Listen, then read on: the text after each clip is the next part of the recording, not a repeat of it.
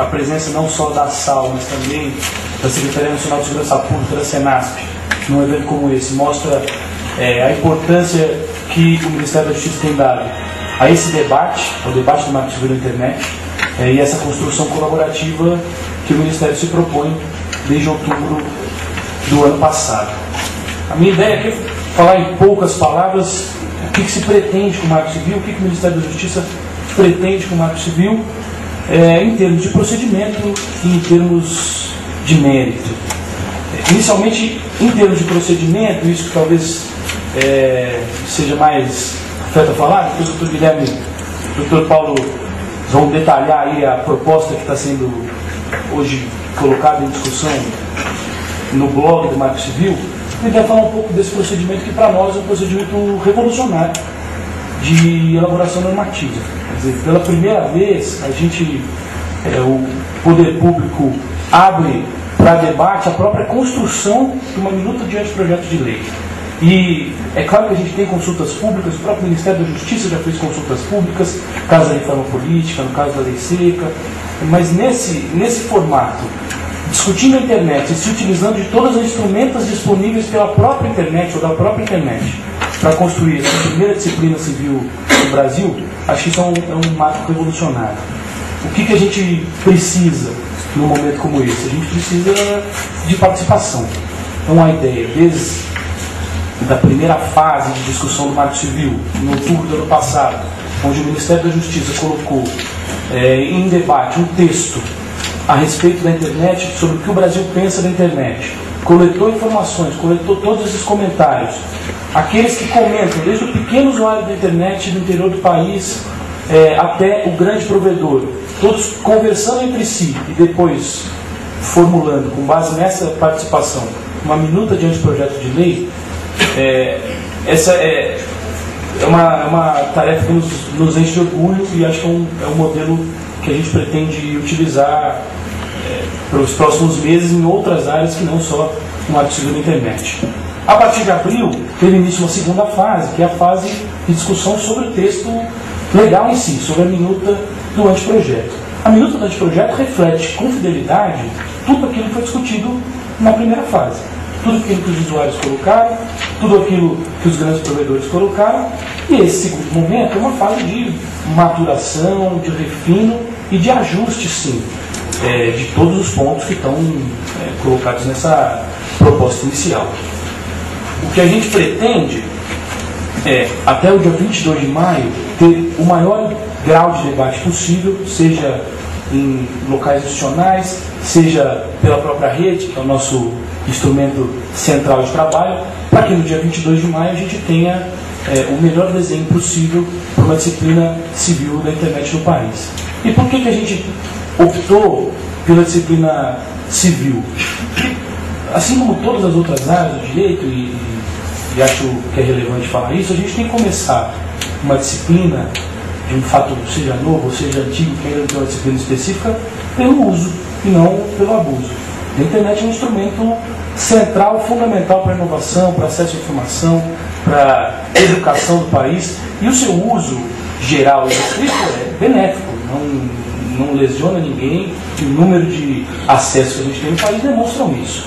É claro que a partir de uma definição de deveres, de responsabilidades, de diretrizes para o poder público, a gente pode começar a trabalhar com abuso, ou seja, com penalidades específicas ou com sanções penais que digam respeito especificamente ao que ocorre na internet no país. É evidente que muitos dos tipos penais já existentes no país se aplicam à internet. Fraude é fraude em qualquer lugar. Fraude é fraude na internet, fraude é fraude na vida real. Agora, se houver necessidade da gente discutir tipos específicos ou situações muito específicas que dependem da internet ou de uma regulamentação mais detalhada, porque ela ocorre de uma maneira diferenciada, a gente tem que fazer isso.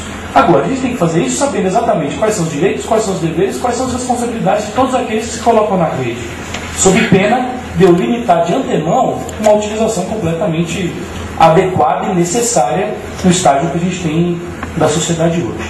Essa é a nossa ideia central. O marco se divide em três, pelo menos da maneira que está hoje, em três grandes eixos. Então, o primeiro eixo de definição de direitos e de garantias do usuário, e nesse momento o que a gente faz, na verdade, é constitucionalizar ou trazer para essa disciplina todos os direitos constitucionais que estão aqui envolvidos, então, desde a liberdade de expressão, no seu regulamento constitucional, até a proteção da privacidade.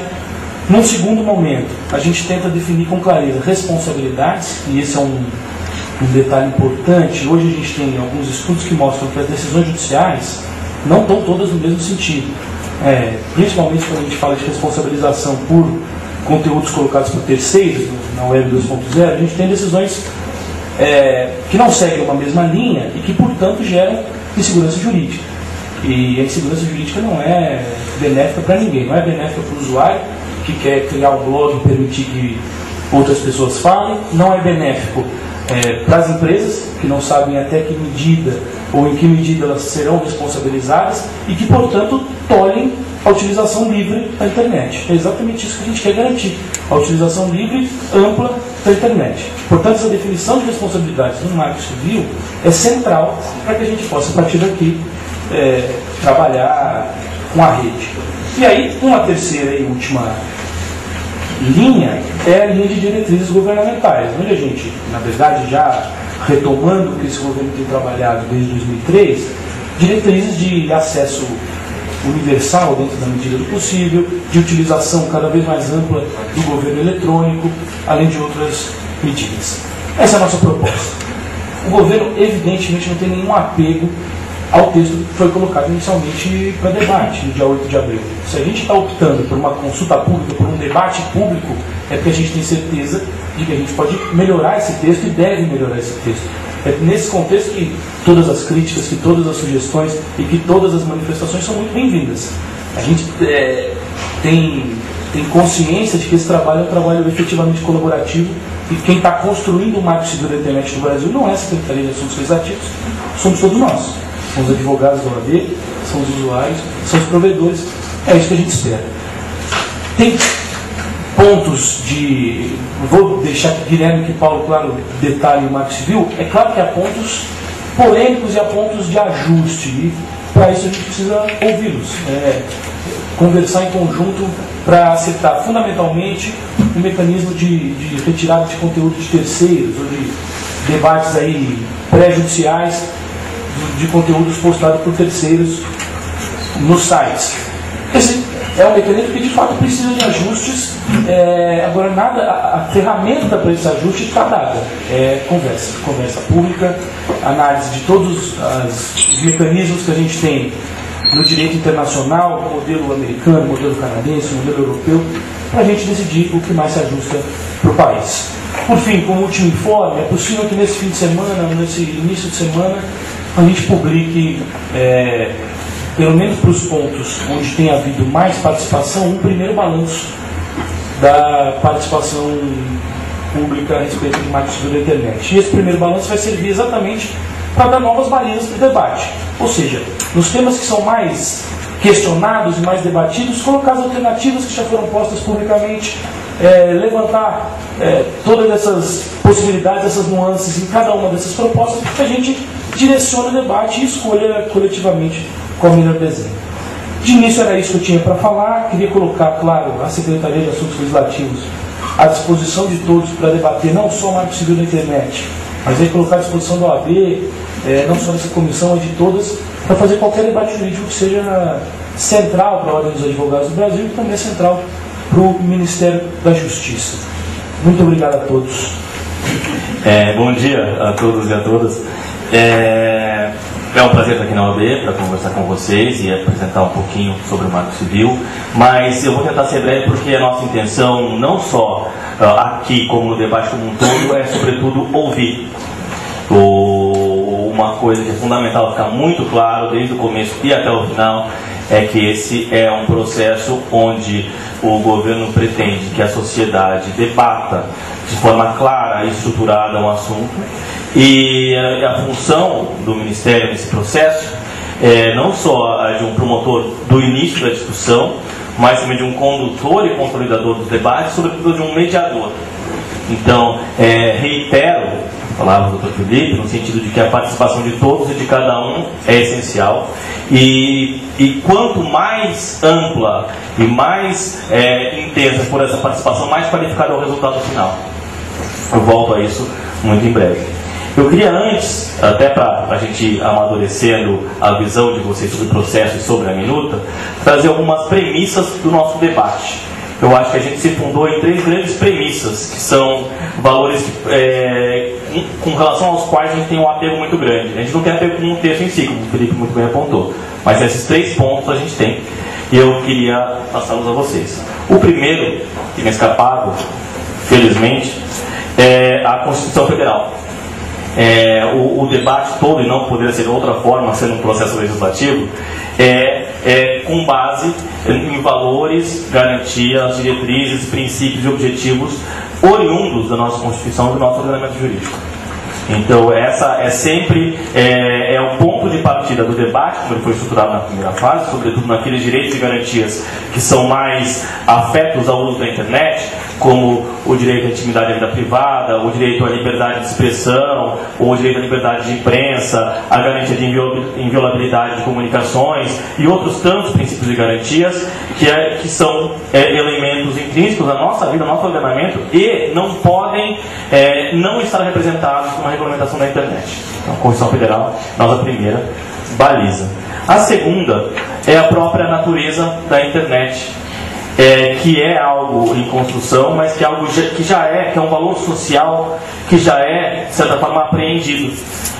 Princípios como a natureza colaborativa da internet, a natureza aberta, o fato de que o mensageiro, que o intermediário, ele não deve ser penalizado por um conteúdo que por ele trafega ou que nele é hospedado, o reconhecimento de que a rede funciona com padrões tecnológicos regulamentados em escala mundial e que alterá-los mata a própria possibilidade da rede, o potencial de inovação e de transformação que essa pluralidade, que essa abertura trazem. Então, todos esses conjuntos de valores que emergem da internet e que estão em construção, portanto estão também para debate, o qual fez a configuração, eles são outros dos princípios das premissas que nos norteiam.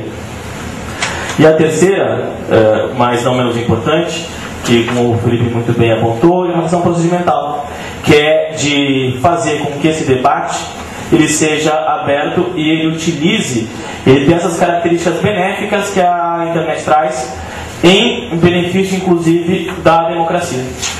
A finalidade do debate é que ele seja aberto, transparente, plural, diverso, livre e colaborativo, como a internet é.